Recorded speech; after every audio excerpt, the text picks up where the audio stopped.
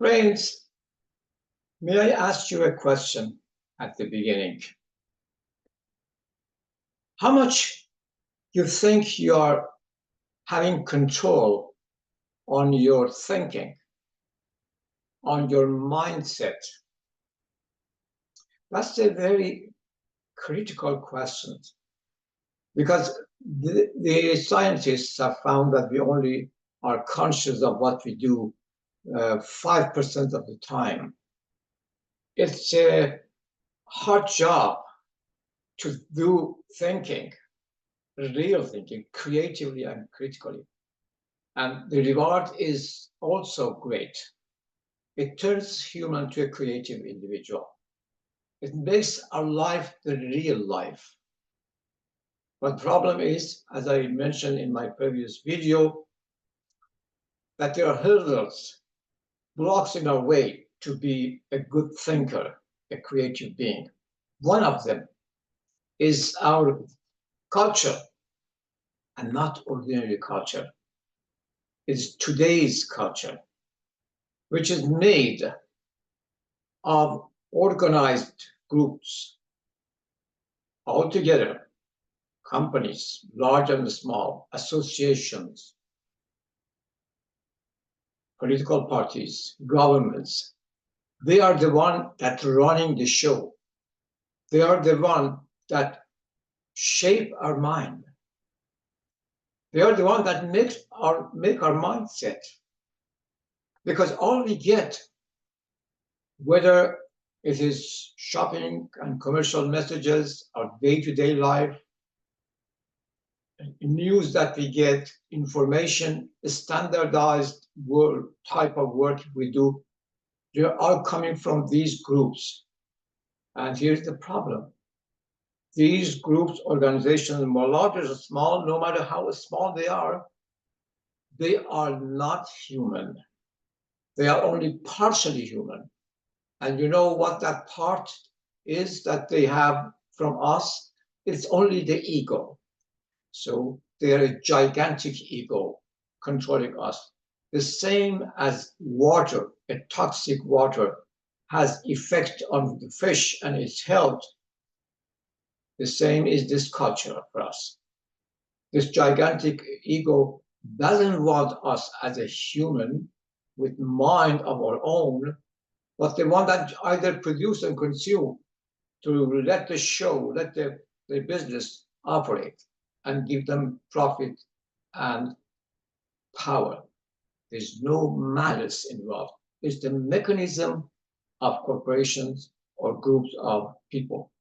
They have their own agenda, and their first primary target is to remain alive, active, and profitable. And nothing else is important. And as such, they're like a psychopath. They're actually only ego.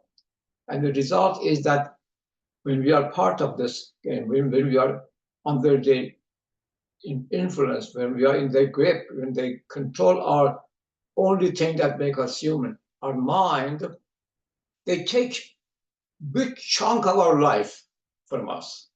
Actually, the main part, our life, it can be described as two-dimensional. One is for our survival, which is the ego, and the other one is for our human life. That means a glorious life, full of excitement, full of love and care, full of care for others, full of joy, real joy, of pride, even heroism, and self-satisfaction, self-fulfillment. These are no longer there. We are just biological machine in the eyes of this system, and that's all. So the loss is huge. One part of our life. This system, consumer society, makes us a businessman, more or less. We are just thinking of how to get both end meets, cost and benefit, and then how to make saving, which is all this monster, this system concerned about. So then our thought is commercial thought, business thought, and our government, our justice, our parliament, our democracy are all would be affected, and only looking at one side, one dimension of our life. It's amazing. You can see how much the commercialized world, the business world, has impact on our social life as well, our public life. The lobbying by lords of business, their pressure on the parliament, on the members of the parliament to change the law in their favor. The same as injustice, we can see how much commercialization, in fact, affects the result of justice. Remember the trial of O.J. Simpson. For 6 months, judges, the lawyers, prosecutors were all at work, and there was no service to justice, as you remember. It was service to business world. Also, it affects our education. As you can see, our education is one-dimensional. It's only about material things. Ultimately, it's just for having students, children ready to be participating in business, and nothing about who they are. The main thing, that first, knowing who you are, what your principles are as a human, to live peacefully, all of us together. Actually, all those things that make us human is gone. It just comes to my mind something from Albert Einstein I wish to say. He says the only part of life that is ours and we are really living is the time that we do something for others. But this gigantic ego doesn't at all give any value to this. In fact, whatever is valuable is the one that creates money. But you can see how much the loss is here. We had in old days, when there was not so much pressure on people's mind to be businessmen, people who only put their time for certain discovery and research, no matter whether they get something or not, or even they took risks to do it. Galileo gave us such a fundamental information after Copernicus to confirm and find by his research that we were wrong, and the Earth is revolving, and also is rotating around the sun. But what he got, house arrest, as a result of what he said. Today, our scientists the society, every one of us, are so much in the grip of this commercialized world that they first look at whether there is a grant for this research or not, whether I get something out of it or not. And there's no sort of malice or bad intention, but it's the influence of this culture. On the other side, also, it affects human principles. When there is only ego, there's no self-control or self-discipline. Then there comes aggression, jealousy, greed, lust, L-U-S-T, and then even theft and crime. The level of in fact, the seriousness of crimes and criminal actions are on rise in a different type that we never had in past. Juvenile crime and repeat offenders. People go in jail and come back and repeat it again within a short time. And high-tech crime, cyber attacks, they're alarming signal. With deeper look, we can see it again, the result of this culture, which is beyond individuals' control. And finally, consumerism. It's so much, looks like people get crazy for shopping all the time, going for basic needs and then more extensive basic needs. Lots of advertisement for food, for clothes, for everything. We think that's what we need, but in reality, it's the culture, this consumer society is the one. That monster, those businesses are in love of our shopping. They are the ones that get profit. They are the ones that get power. And we think that is the way of life. Not necessarily. We need our basic needs. The rest is our intellectual needs, which is there's what they had all. As I was reading in one of the articles, there are tens of articles criticizing this culture, of course. One of them says it's very interesting.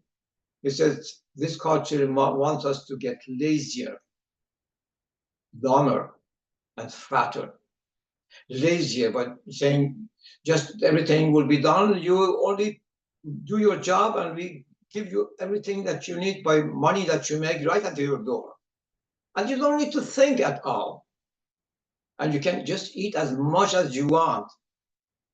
There are all different brands of certain single things just to take your attention, pay money for it. I will show you a slide here that actually show it much better than words. As you can see here, this is the Statue of Liberty, but changed to a liberty to consume. And the angel also changed from that nice angel to a fat with a big belly angel, and is not asking for freedom, is asking for food, for fast food especially. That's the word we have. But the good news is that the essence of human, you haven't changed. Nobody has changed to be just an ego, just serving himself, and that's all. All food and the essential pleasures, we do all have that need. We are hungry for a spiritual life. I don't mean religious necessarily, a spiritual life, which takes us out of this trap of ego and see that we are part of the whole.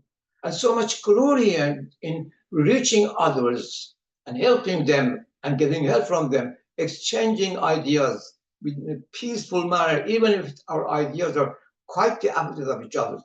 It's just still there, intact. But we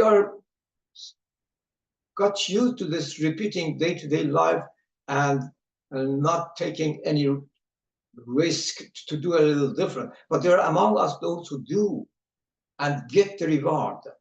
Today are entrepreneurs who can make a huge money, $1 million within a few years by their creativity. But they leave the Western world and go to the poorest part of the world to break the poverty cycle. That is what they get back. That makes their life real life. There are Doctors Without Borders, nurses, and recently from my own profession, they call collaborative lawyers.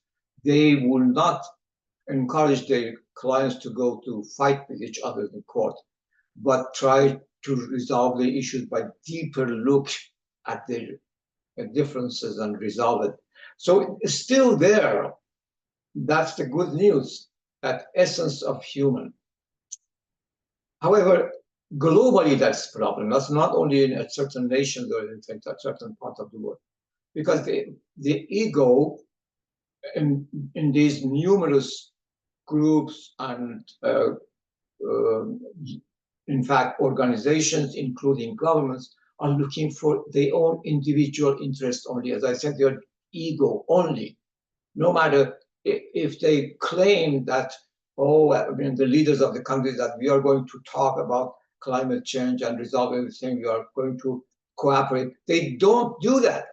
Practically, their words are just very carefully checked to only serve themselves. So as a result, it looks like you are sitting on the board of a ship, that there's no captain. And the destiny is climate change and pollution of everything, air, ocean, land. And as one writer said, we are maybe even heading to an extinction of the human race. So at the end, what is the solution? Other than individually we say no to the system and look for a more creative way. There are some suggestions, some like David Suzuki in Canada suggests that we look at science to resolve it, right? For example, stopping wasting the energies and creating pollution. I also look at from my own professional legal view, from legal point of view. I think we only have one voice today, and that's the voice of market and this gigantic ego of commercialization. There should be another voice that people hear that, yeah, there is another way to live. And that should come from our legal system, because people still believe that they should not do anything illegally. If we create a lot of positive sanctions, not something to enforce, to be coercive, but promote continuously and reward those who are more themselves and not a biological machine, not by money, but give them honor. And people are hungry for being honored. So that's a different subject, actually. We may deal with that later. Thanks for your attention. And I hope we have more, especially with your contribution, with your intellectual contribution. Thank you again.